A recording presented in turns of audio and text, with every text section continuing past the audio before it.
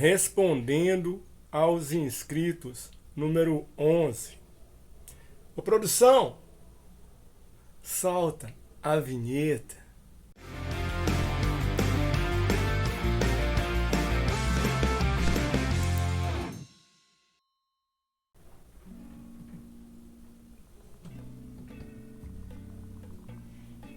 Está aqui, senhoras e senhores, a nossa cerveja Scott Export. Olha aí, ó. Tem vídeo no canal sobre essa cerveja, só assistir. Hoje é respondendo aos inscritos.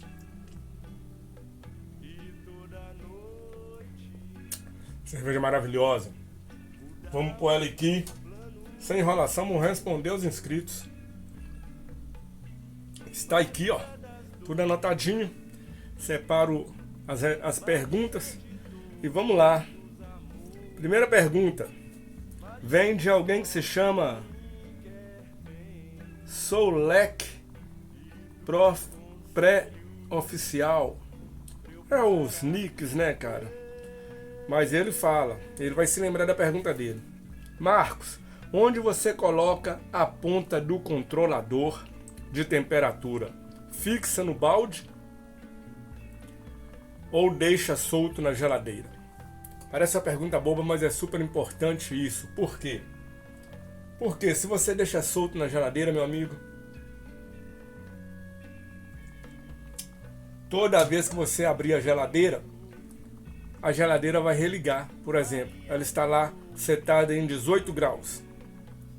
Controlada, firme lá em 18 graus, a geladeira está desligada, porque ela não fica ligada o tempo todo. Ela chegou a 18 graus, ela desliga e mantém a temperatura, está tudo fechadinho ali. Se a ponta do sensor está solto dentro da geladeira, quando você abre, entra ar quente e a geladeira liga automaticamente. Às vezes você abriu só para dar uma verificada, às vezes precisou abrir, entendeu? Para olhar se o airlock está faltando álcool, qualquer coisa assim, a geladeira liga. Então, para proteger a geladeira, o que você faz?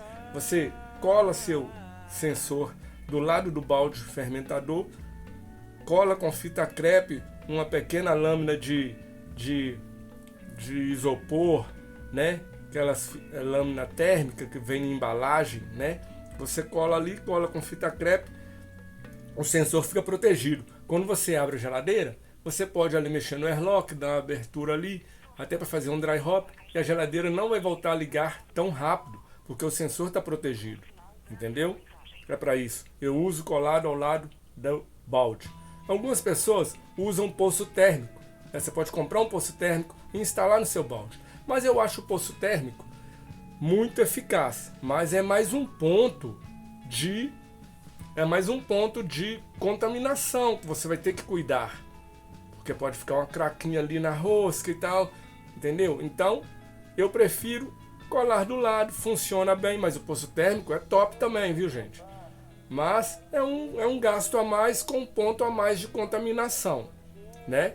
Mas deixar solto dentro da geladeira é a pior opção. Toda vez que você abrir a geladeira, ela vai religar e aí vai dar problema. Tanto lá, eu deixo do lado do fermentador colado, quanto aqui no Kegerator, eu deixo dentro do Kegerator, dentro de uma garrafa de 3 litros de água. Pode ser feito assim também na sua geladeira fermentadora. Colocar um super litro aí de 2 litros, 3 litros, com água e álcool, para a água não evaporar, e colocar o sensor dentro dessa água. Quando você abrir, a geladeira não vai religar automaticamente, porque ela está pegando a temperatura da água e não do ar quente que entrou. É isso aí, espero ter respondido aí, meu amigo Souker Oficial, Soccer. Não dá pra falar esses nicks, gente. Eu sou um homem das antigas, né? Mas eu sei que você vai ver aí que foi você. Vamos ver a próxima. A próxima é de André Diniz Cardoso. Esse é fácil. André Diniz Cardoso. Sempre comenta, parceirão. Olha aí, gente. Não esqueçam não, hein? Tá no canal aí, ó. Nosso Scott Export. Lindaça a cor dessa cerveja.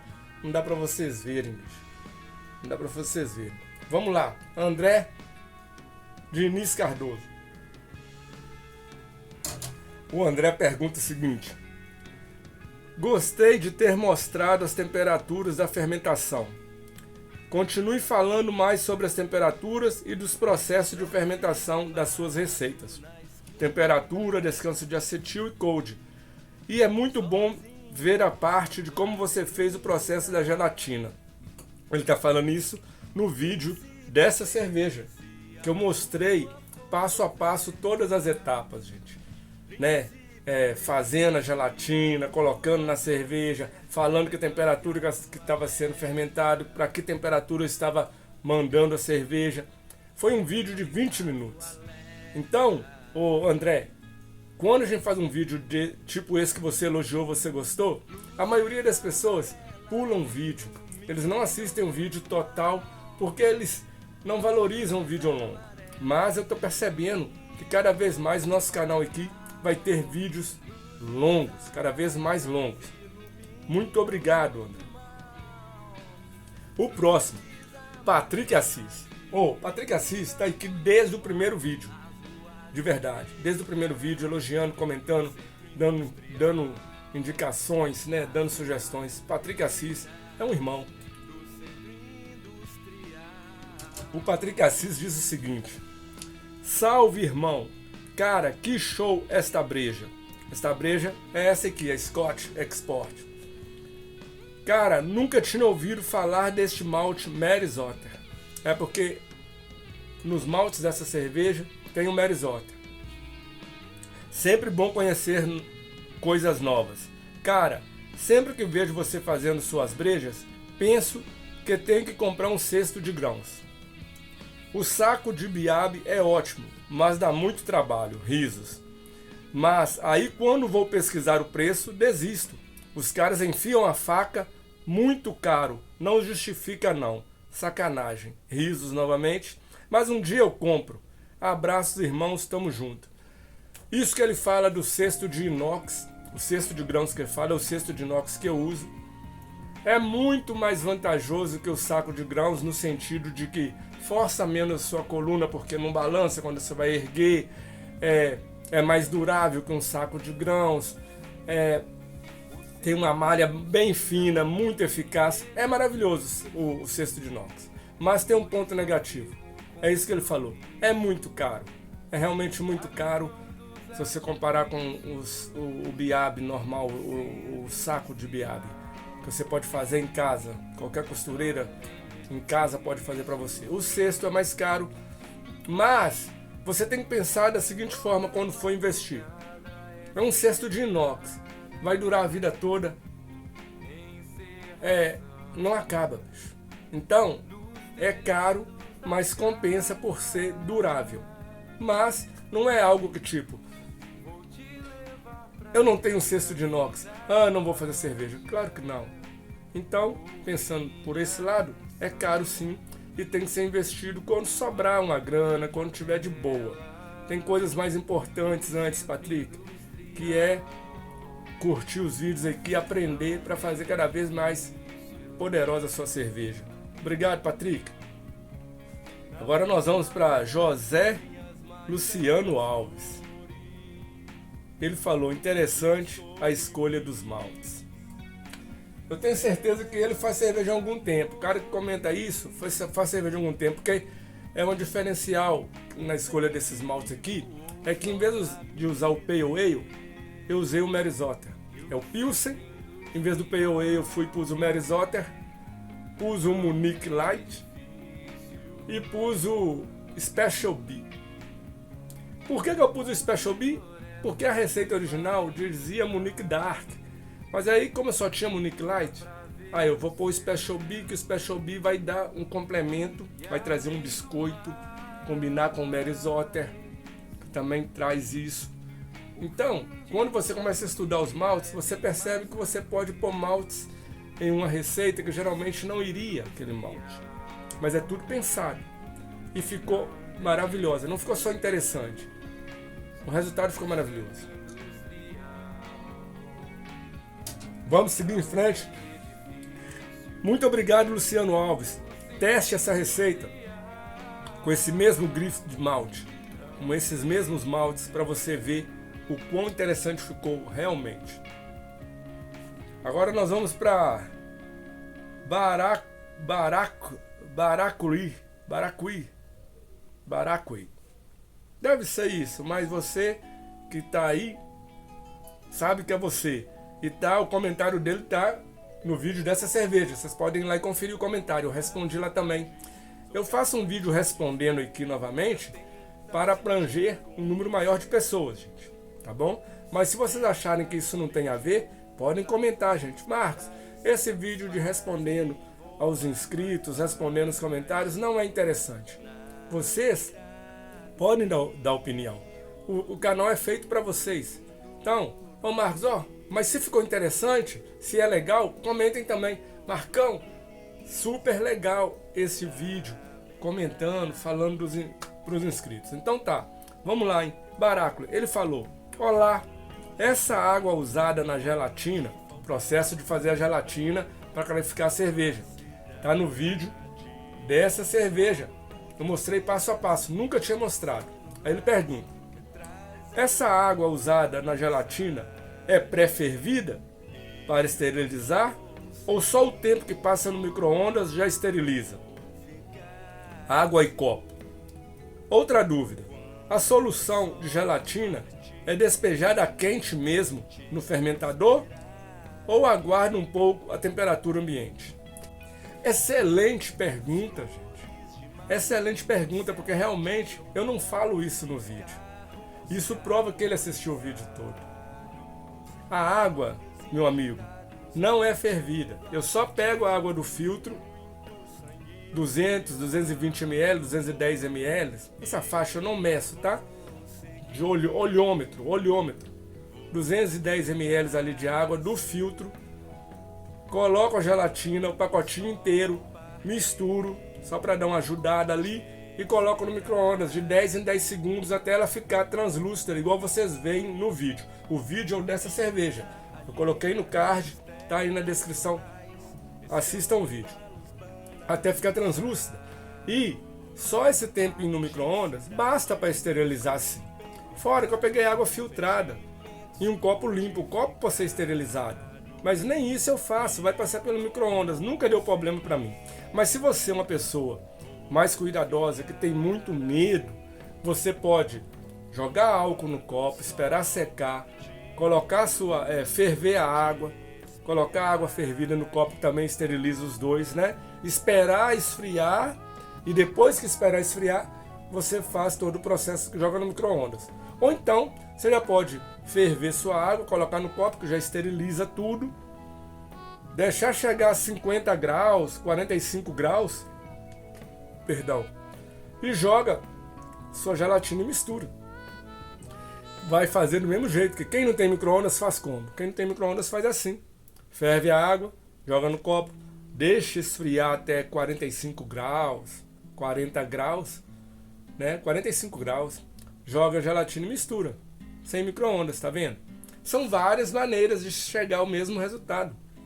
Essa maneira que eu mostrei aí é a maneira que eu faço, e eu acho que a maioria das pessoas tem um micro-ondas. Quem não tem, ferve a água, deixa esfriar até 45 graus, mistura a gelatina, vai funcionar do mesmo jeito. E a sua última dúvida: joga e tem que esperar esfriar essa solução? Não! Você joga na cerveja do jeito que saiu do micro-ondas, está a 60 graus ali, vai jogar na cerveja, não vai dar problema, porque a cerveja está a 0 grau. Você joga a gelatina depois que você já mandou baixar a temperatura para 5 graus, 0 graus. Entendeu? Você deixa ali uns 2 dias a 0 graus, depois que você faz a gelatina. A gelatina é um dia para o outro só para pegar o resto. O cold já fez a limpeza. A gelatina vai limpar o restante. Então, muito obrigado aí, meu amigo Baculey. E tamo junto. Vamos para a próxima. Xavier diz: primeiramente, parabéns pelo vídeo.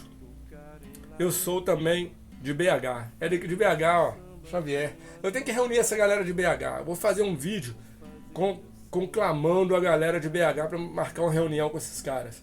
Fazer uma confraria mineira dos bruxos. Vamos lá. Xavier diz o seguinte: onde você compra os seus insumos? Pergunta interessante, né, cara? Porque quanto mais brew shops você conhecer, melhor. Eu vou falar de onde eu compro meus insumos. Não sou patrocinado, tá, gente? Eu compro lá e fato. Compro lá, sou bem atendido. O cara me atende super bem, conhece de cerveja, nunca precisei de nada que lá não tivesse, sempre me atendeu muito bem. Mas tem vários outros aí. Quem souber, coloque na descrição do vídeo. Quem for daqui de BH, souber algum brew shop, coloca na descrição do vídeo que esse amigo nosso já vê. E eu vou falar que eu compro no BS das Gerais. Eu comprava antes na Império do Malte. Cara, Império é parceria assim, de irmandade, apesar que não era patrocinado, mas os caras me atendiam muito bem. Como o BS também me atende. Mas infelizmente o Império fechou, cara. É lamentável quando um brew shop fecha, porque mostra que nosso hobby tá fraco, né? Está fraco o nosso hobby. Nosso hobby está fraco e nós cervejeiros temos que fortalecer esse hobby. Então, o Império do Malte fechou, né? E aí eu fui indicar, alguém me indicou o BS das Gerais e eu compro lá na BS das Gerais todos os insumos. O insumo da cerveja foi comprado lá. Preço muito bom, compro lá a saca de malte. A saca de malte lá, cara, eu compro a saca de Pilsen lá fechada. Preços muito bom. Então quem é aqui de BH, dá uma pesquisada lá na BS para ver como é que é o preço, se é melhor do que aonde você está comprando, porque quanto mais brew shops estiver, melhor para nós cervejeiros, maior concorrência, melhor preço, e compro na BS. Mas se tiver que comprar em qualquer outra, eu compro também, tá, gente? Não sou patrocinado, não tenho vínculo de patrocínio com ele, não. Mas a BS das Gerais é sensacional o atendimento. Alô, Xavier, tamo junto. Agora aqui nós estamos no Casal Grenal. Cara, esses caras devem ser lá, Grenal. Grenal é quem, hein, cara? Qual o time que é, hein? Grenal, hein? Não sei, cara. Não é o Grêmio, né? Não é o Grêmio. Será que é o Fluminense? Não sei, cara. Mas enfim, ele pergunta: Marcos, preciso de ajuda. Então vamos ajudar ele. Preciso armazenar 40 litros de lager, de uma lager, mas a geladeira não cabe. Posso deixar no barril Top Keg, fora da geladeira, até o Natal? Pô, até o Natal é quase 2 meses, né, cara? Bom, eu vou responder pra você, meu amigo, Casal Grenal, que pode.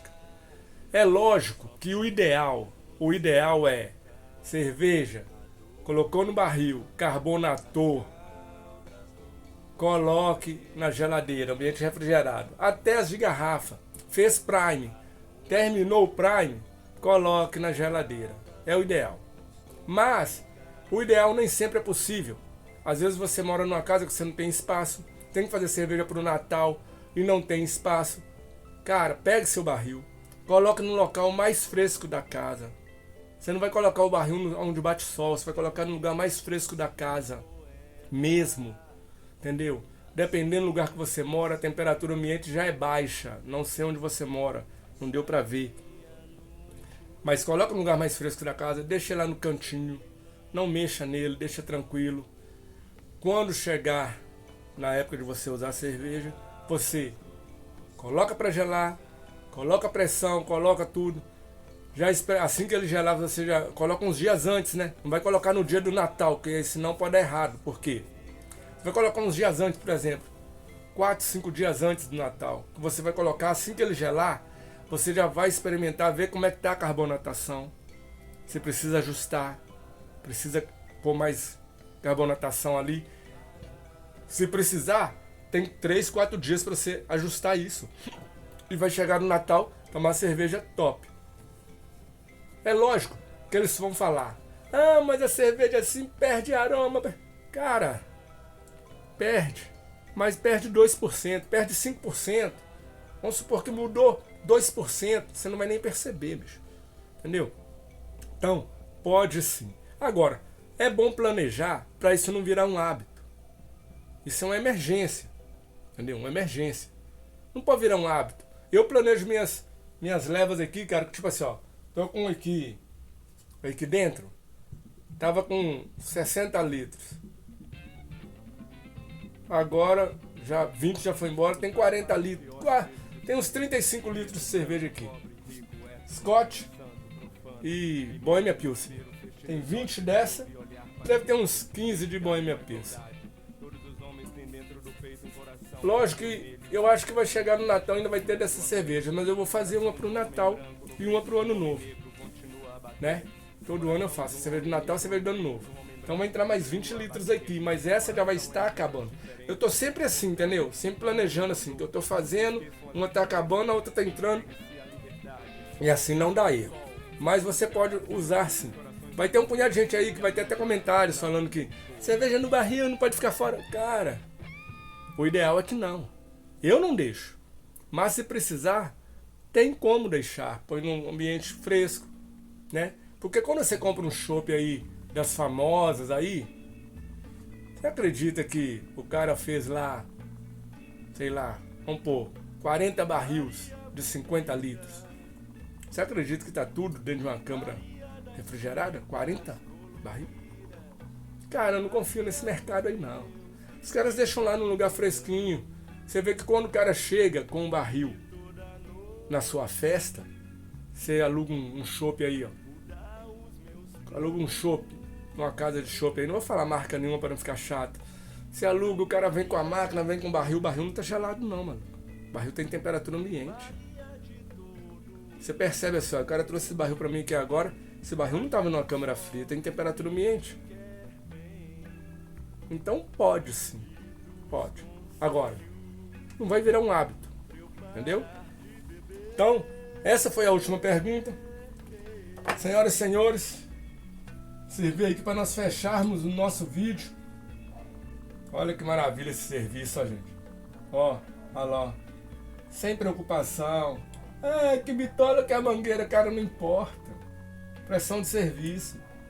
Qual que é a pressão de serviço, Marcos? Agora está em 0,6. Menos de 1 quilo, né? 0,6. Tá servindo assim, ó. Já formando o colarinho. Nossa cerveja. Mais uma vez para vocês verem. Scott Export. Assistam o vídeo. Esse foi o vídeo de hoje. Eu espero ter contribuído. Eu espero ter acrescentado. Se inscreva no canal, deixe o like e compartilhe o vídeo.